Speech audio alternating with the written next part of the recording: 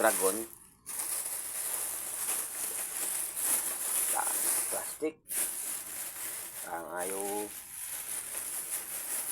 pakawala.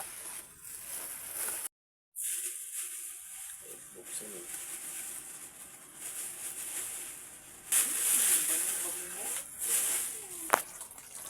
Piliin muna natin sa madam. Ito na guys, tingnan natin kung okay na to. Yung lagyan natin ng sabaw. Lagyan natin ng sabaw dito.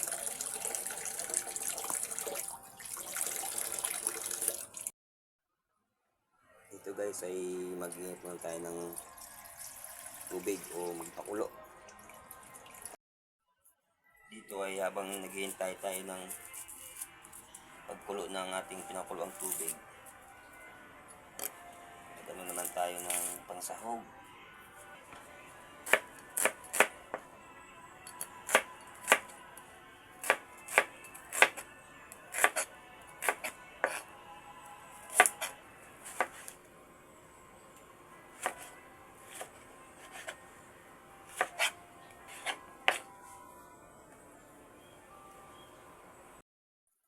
Dito guys ay habang hindi pa gano'n kumukulo yung tubig natin, lagyan na natin yung kamatis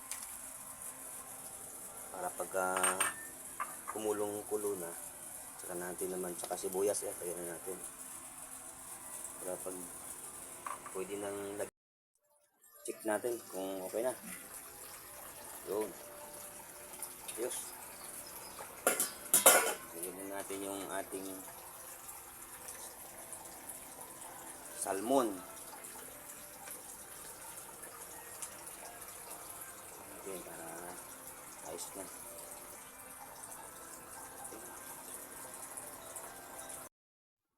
Check natin kung okay na yung ating isda. Wow. Dito guys ay lagyan na natin yung pampaasim natin.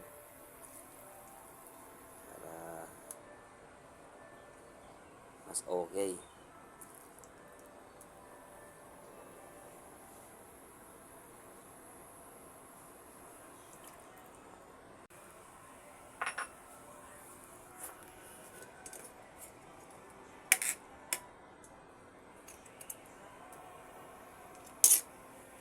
Kunting kulo pa, saka ilagay na natin ating talbos ng kamote. Tapos check natin kung pwede natin ilagay yung talbos. Yun, pwede na. Ito guys ay atin ang natiplahan yan. Meron na siyang mga pangpaa. Sarap. Ito na mas lalo. Lagyan natin yung talbos natin para makakain na. Lagyan natin yung ating talbos. Dinamihan na natin para mas maganda.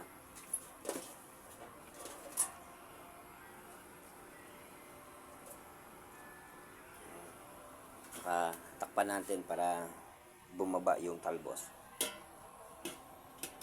Balikan na lang natin kasi mamaya 5 minutes pwede na yan. Yun, tingnan natin kukulo na siya.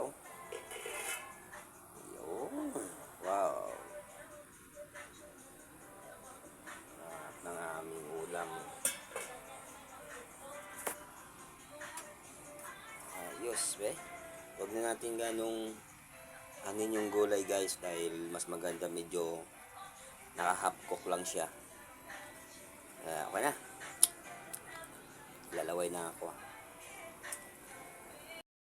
guys. Tikman na natin yung niluto natin,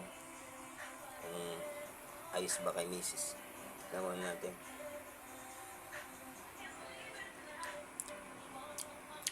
Okay, ayos. Dagdag pagmamahal to.